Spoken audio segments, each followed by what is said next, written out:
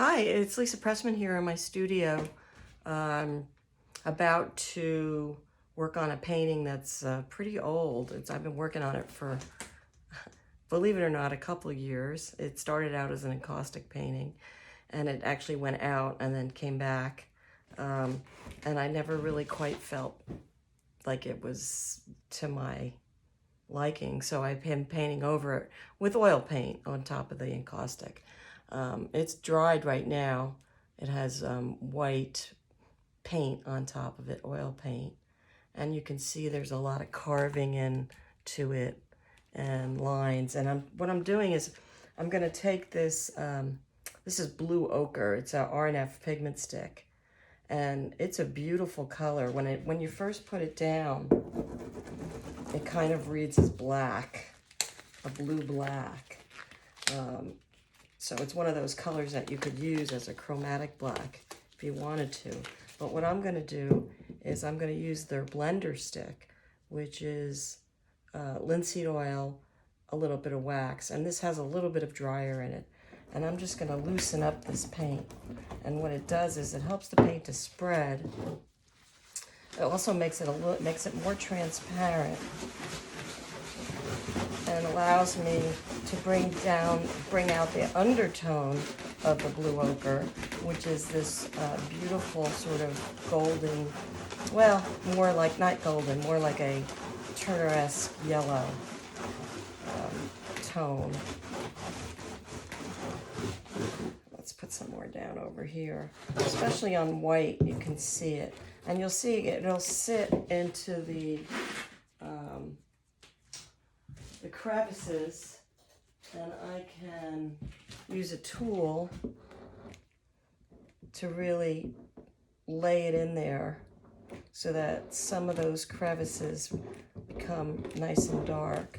So I can use this scraper tool, bowl scraper it's called, to move the paint around also.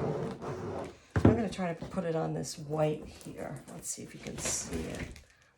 And without the blender, let me see what happens when I move it around. Yeah, so it's almost like a little raw sienna coming through.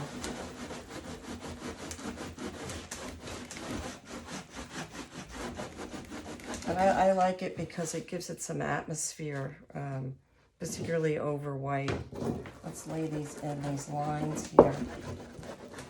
And I'm just gonna go across the lines with the paint, lay it in and go across.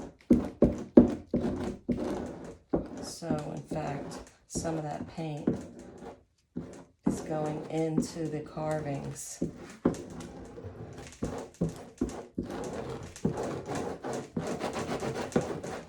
The more I move it, the more I'll get this kind of tint out of it from the undertone of the paint. Let's just do a little bit more here. Let's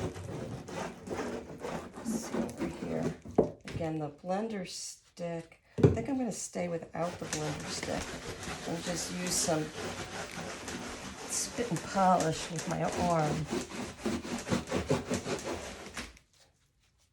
Let's see if I can get this to move. Yeah.